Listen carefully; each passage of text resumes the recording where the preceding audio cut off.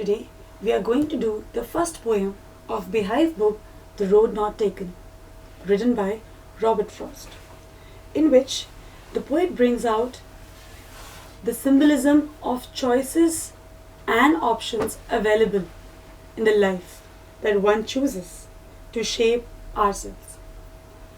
One day it so happened that the poet was passing through a dense forest.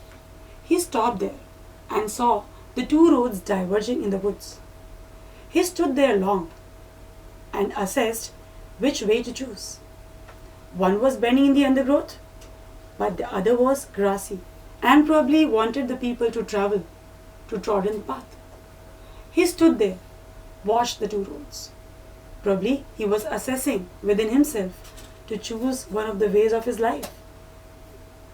After much ado and thoughts, he decides to choose the second road, which was grassy and probably was more challenging, adventurous, and with full of opportunities. He stood there and chose the road to fulfill his long cherished desires in life.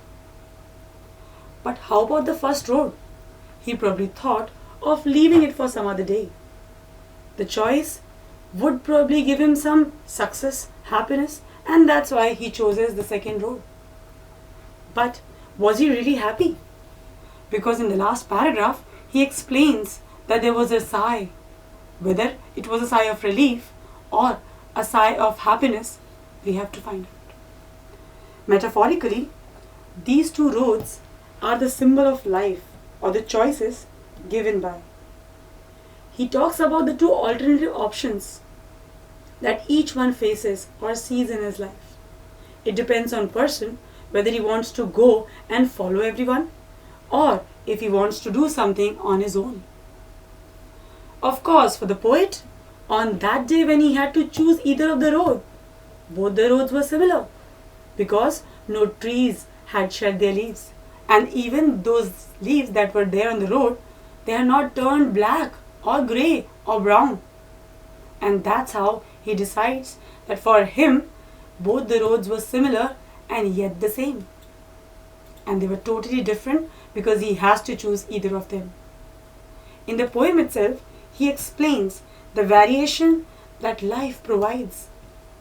It depends on one person whether he want to be a leader or want to be a follower.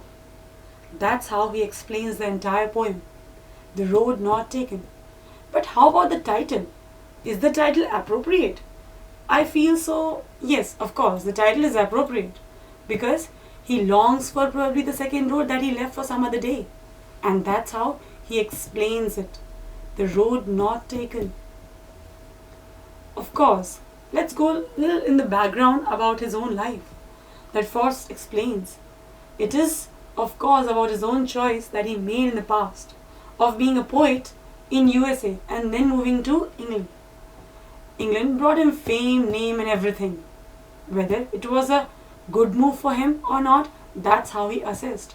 And his own choices are reflected in his poem called The Road Not Taken. He even uses a number of poetic devices like simile, alliteration, metaphor, imagery and so on. As soon as you complete the poem, please realize how importantly he explains, and one can assess that the two roads are not just the road, they are the symbols of the options or the choices life presents to us. It depends on each one of us whether we want to choose and follow everyone and be like them, or if we want to make our own history. I hope the chapter will be clear to you.